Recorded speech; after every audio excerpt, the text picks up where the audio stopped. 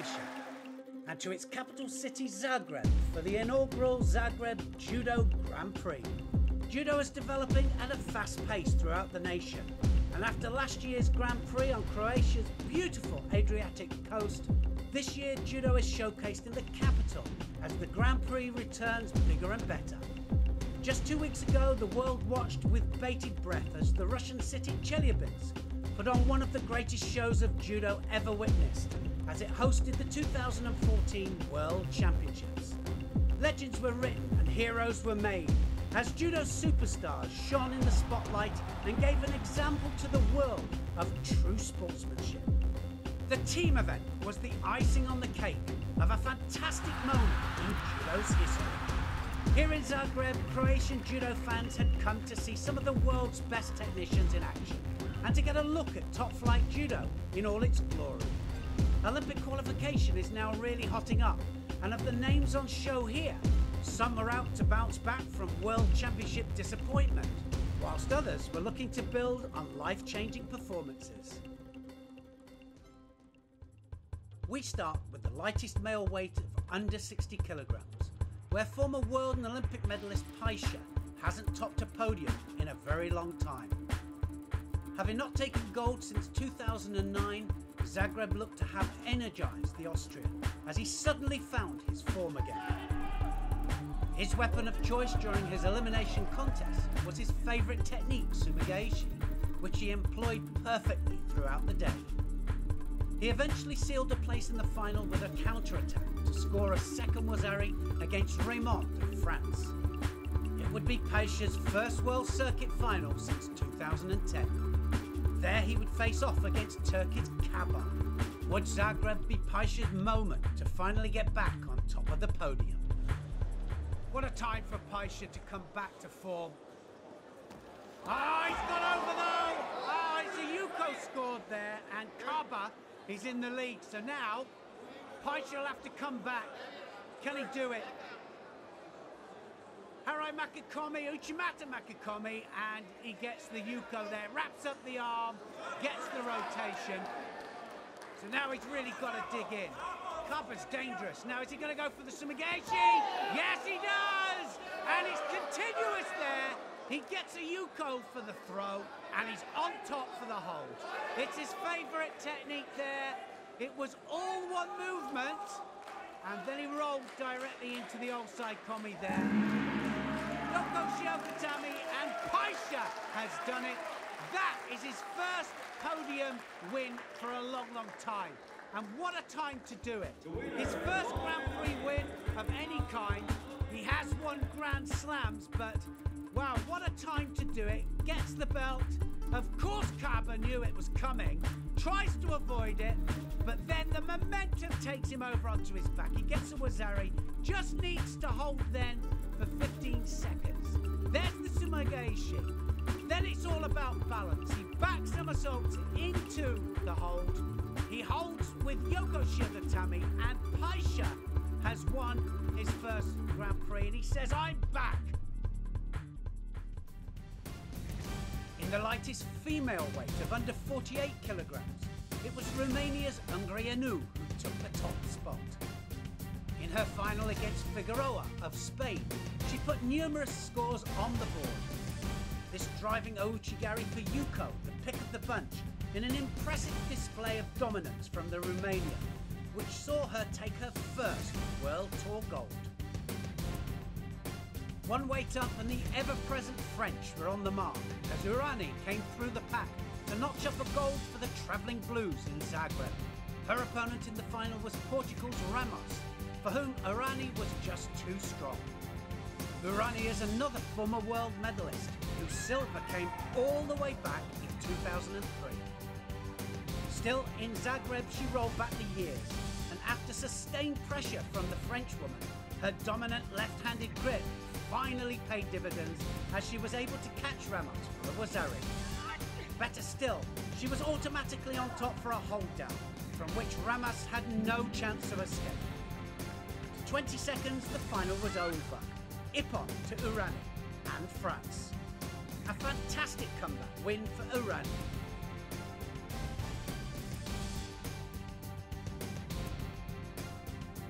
And up one weight at under 57 kilograms.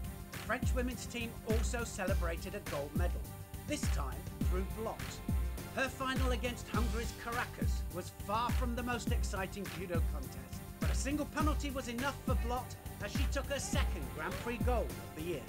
At 31 years of age, blot has left it late for a surge up the rankings, and only time will tell if she has it in her to challenge come Rio.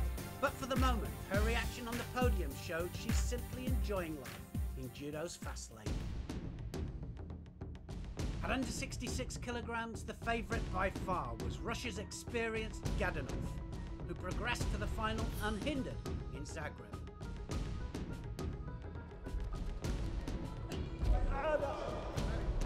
There, his opponent was the relatively unknown Lefebvre of Belgium.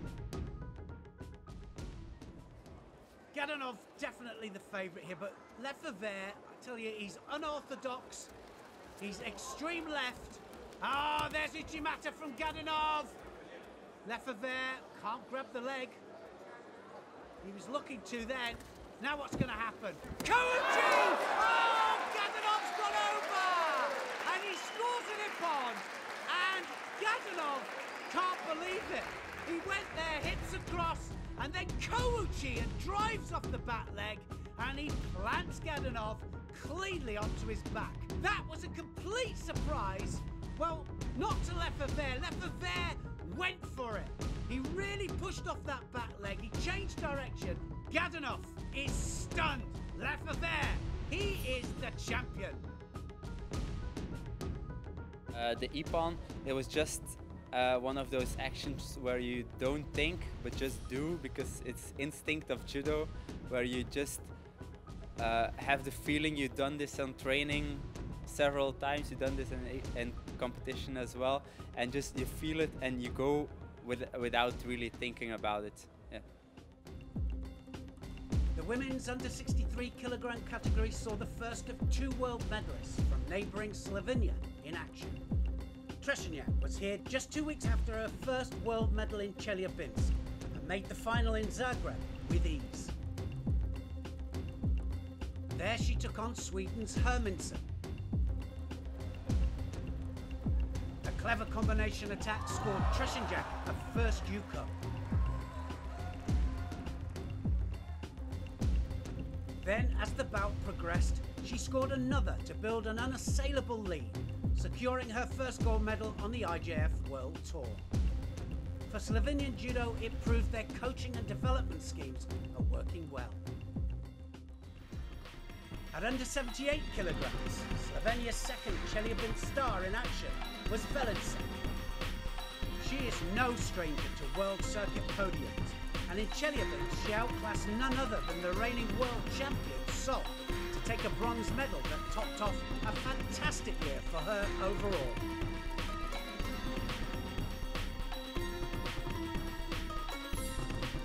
Her opponent in the final in Zagreb would be the formidable Hungarian Zhu. She had been on great form throughout the day, scoring ippon in every bout en route to the final.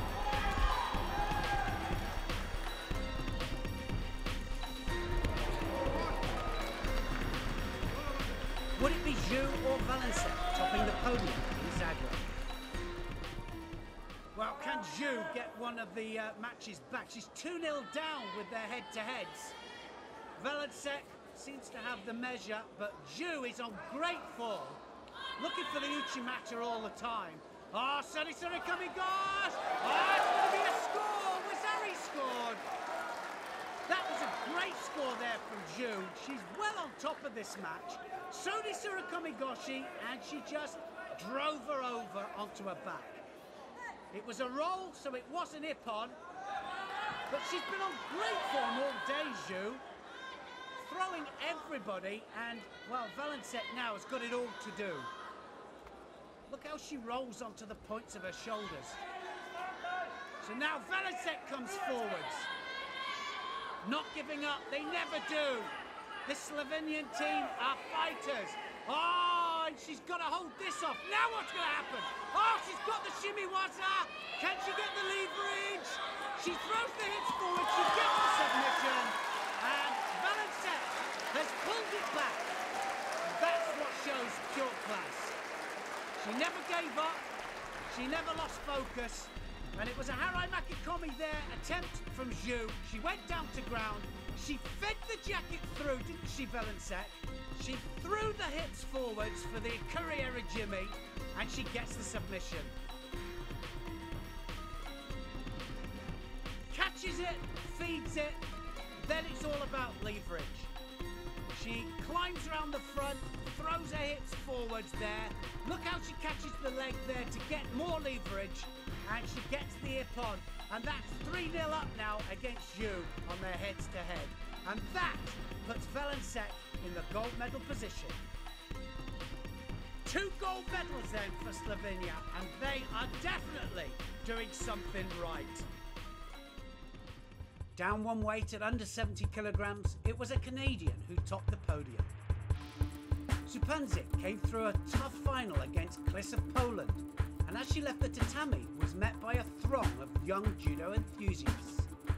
But here in Zagreb, the home fans wanted to see Croatian stars, and Matic was in action. As the junior world champion, she is a rising star of Croatian judo, and having lost to Supanzik in the semi-final, had plenty of home support as she came through to take bronze. The crowd were ecstatic, and so was Matic. Another medal for her on the IGF World Circuit, and the medal that Croatia wanted.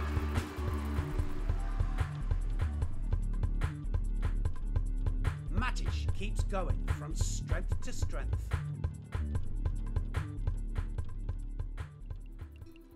Our final female weight category of over 78 kilograms was won by Yu of China. A hold down was what did it for her in the final against Yaromka of the Ukraine. A great result for Yu. At under 73 kilograms, Elmont of the Netherlands was looking to bounce back after a disappointing World Championships in Chelyabinsk. Former world medalist managed just one win in Russia, but had put that out of his mind here in Zagreb as he flaunted his usual attacking judo to reach the final in style. This flashy Osotogari Ippon, a glimpse of the judo of which the Dutchman is capable on his day. His opponent in the final would be a Portuguese newcomer, Alves, who was no slouch himself, as his elimination contest proved. This beautiful, skillful Taitoshi was his main technique throughout the day, and his execution of it definitely caught the eye. Would Alves spoil Elmont's comeback in Zagreb?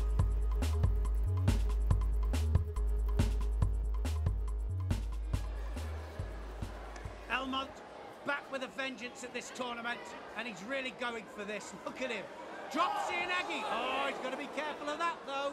Alves wanted him to come in. He was waiting for it.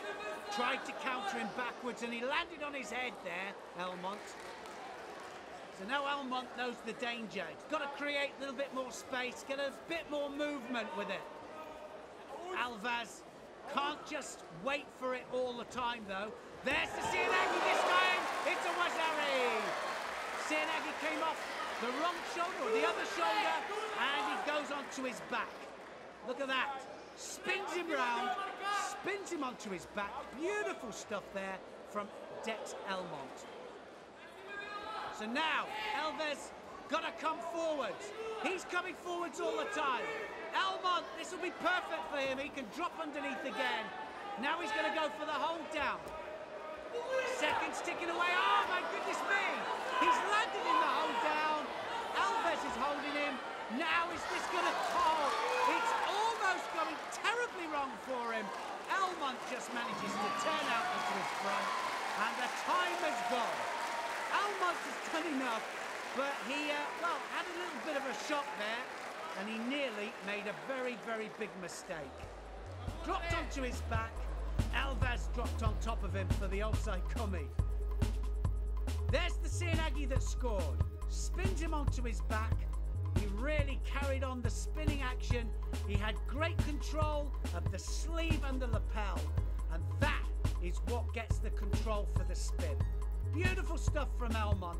Elmont made a mistake, but just manages to turn out, and he wins the Grand Prix here in Zagreb. I'm feeling great. I had a disappointing World Championships, and when you fight a bad championship, you want to redeem yourself. So this was the first opportunity to fight a match, and I take home the gold, so I'm very, very happy. The under 81 kilogram final was decided by default, as an injury to Stevens of the USA granted victory to Russia's Magomedov.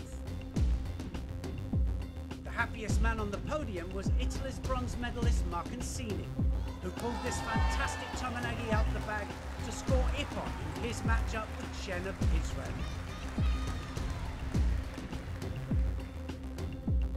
A great piece of judo from the Italian, with an original celebration.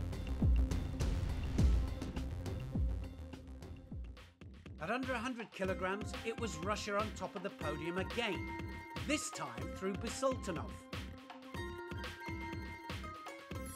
His final against Georgia's Mikaladze saw him execute this superb Tayatoshi off the sleeve like he was a lightweight. It scored Wazari, and as Mikaladze chased the bout, things were eventually decided on the ground, when Bisultanov turned the Georgian into a hold to score Ippon and secure the gold medal. But it was one of the bronze medal contests which saw the real fireworks in Zagreb, as Latvia's Borodavko scored this stunning Ippon against Hungary's Serogenics.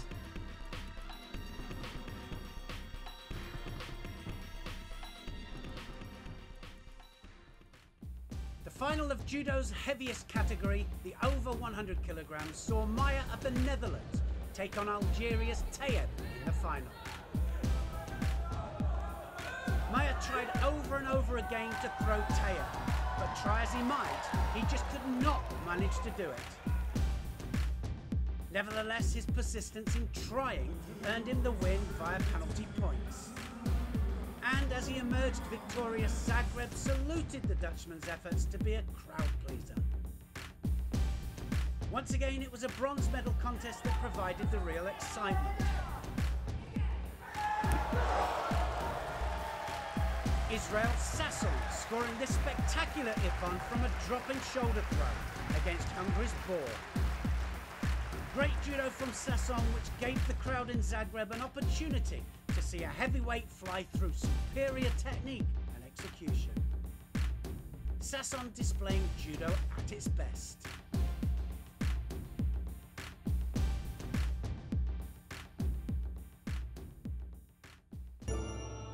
In our final category, the under 90 kilograms, one fighter was out to keep the momentum going after the performance of a lifetime in Chelyabinsk. Hungary's Toth is just 20 years old, and after a steady climb up the rankings this year, managed to reach a world final with this golden score Yuko against home favourite Voprasov. He went on to lose the final to the man of the hour Iliadis, who once again became king of the world as he took his third world title. But Toth had announced himself to the world. Chelyabinsk once again showcased what a fantastic category the under 90 kilograms is, with huge Ippons in abundance. And with plenty of world judo's biggest names fighting in the category, Toth's name is now in the hat with some real superstars. In Zagreb, the category was just as exciting as ever, providing a real treat for Croatian judo fans throughout the day.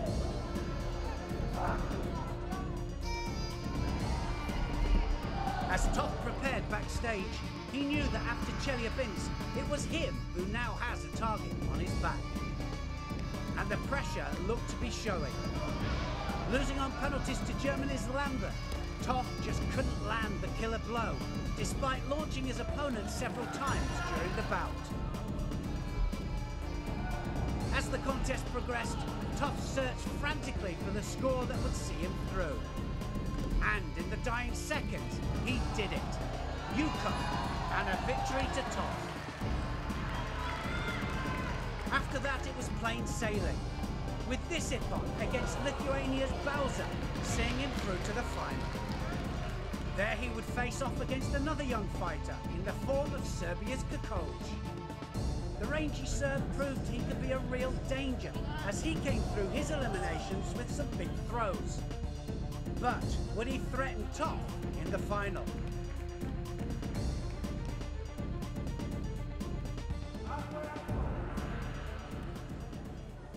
So no score so far, Toff pushing forwards. Gotta be careful, Kakolj though, he's a dangerous character, that big arm coming over the back. But also he's got to be careful that Toff doesn't disappear underneath him for the CI.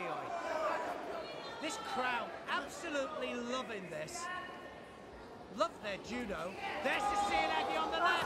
Oh, and Kakolj almost took him back. Really strong stance, this Serbian. We'll see a lot more of him, I'm sure of it. This is how it happens. Waiting for it, and well, luckily Toff went with it. Turned onto his front. Now he's round the back. That's where he wants to be. They're both going to go for it. Somebody's going to go here.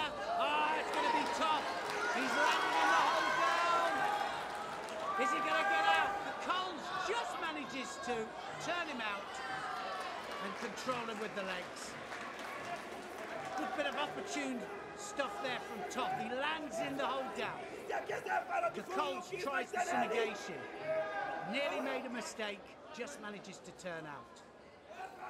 So Toff pushing forwards. Looks a little bit tired, Toff. It's been a long 2 weeks for him. But here he is in the final again. Now, arm round the back. Something's going to happen. What's it going to be? Oh, Unagi there. Toff. So he really stops it dead. Then he assists it with the leg there. Takes him onto his side for a Yuko. And somebody was going to go. They both of them fully committing. Great opportune stuff there from Toff. So 10 seconds left, and he's definitely on the retreat here. Toff is defending. Gets a Shido, and now he's going forward. Kakolj putting him under pressure. Oh, another bad attack there from Toff. Oh, is that a score? Well, the bell goes. Is the referee going to give it? No, he doesn't. He doesn't give anything. Toff wins the match. But a little bit fortunate, I think, there in the dying seconds. There's the Osoto there from Kakolj. He gets taken back there by Toff. Uranagi, and it's a Yuko. He drives it up with the leg, uses the hips, gets the rotation. Brilliant stuff from Toff. Toff really is the man of the future. Look out for him in 2 years' time, because that's where we're going to see him at the Olympic Games in Brazil. He looked a little bit tired, and, well, it wasn't the most convincing win, but now Toff has to cope with being one of the favourites in the category. And can he do it in 2 years' time? Only time will tell. It's a strange feeling being the top seed, but I'm doing my best to deal with the extra pressure. Hopefully next time I won't notice it at all. I'm still doing the junior tour at the moment, so it's difficult to speak about the future. But I'll be competing in the Grand Slam in Tokyo, and I hope to do well there. In general, the Olympic Games is my main focus, and that's all I can say.